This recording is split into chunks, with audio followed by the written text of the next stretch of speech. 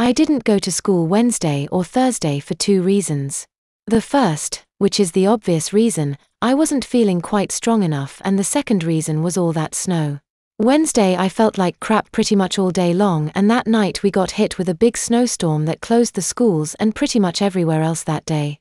Grandmother had told me the blizzard had laid down 22 inches of snow. Now I've never lived anywhere where it snowed very much at all, but still, I was absolutely amazed to find out that all the roads had been cleared by noon on Thursday. Apparently, for the first time in several years, the schools were closed for more than one day. They had closed early Tuesday, and stayed closed Wednesday and Thursday. Though I doubted there would be any customers, Mom and John left for work as soon as they had their lunch. I was left in the care of my grandparents, which wasn't such a horrible thing after all. For the most part they left me alone, only checking on me occasionally.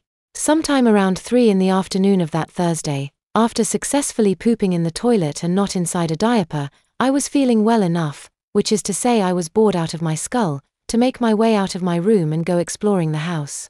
Yeah, I know it was risky, I mean if grandfather caught me again, but I was hoping to find a computer so that I could check out that website. You remember the one that girl gave me at the rest stop? Sure enough, I found a computer in a large room directly across from my grandfather's study. In that room there was a large wooden desk, exactly the kind you would expect people of money to have. There was also a large comfortable-looking chair behind the desk, a floral patterned sofa with matching chairs and lots of plants. I remember wondering how all those plants could survive in such a dark room. Yeah, there were windows, but they were all covered with heavy curtains that matched the sofa and chairs. Just my luck, I said as I positioned myself behind the computer. The computer was already on, but I didn't recognize the operating system. It wasn't Microsoft Windows, and it wasn't easy to figure out how to get onto the internet. I found something called Firefox, and when I clicked on it, it opened up to something I did recognize, Yahoo.com. Sweet, I said to myself as I began to type in the address to the site. Have you ever tried to work a mouse or type with one hand wrapped with an ace bandage? Well, if you haven't, let me tell you that it isn't easy to do. What was it again? I thought aloud. www.ald.com. I spelled it out verbally as I typed each letter. The website was slow to load at first, but when it came up there was no mistaking the intent of the site. There, in large colorful childlike wooden blocks, was spelled out "I like diapers." And below that were pictures of people my age wearing diapers. I scrolled down and saw that there were hundreds, if not thousands of photos. What the heck? I said aloud, forgetting that I didn't have permission to be in that room, let alone to be using the computer. I scrolled back to the top and saw that below the block letters was a menu.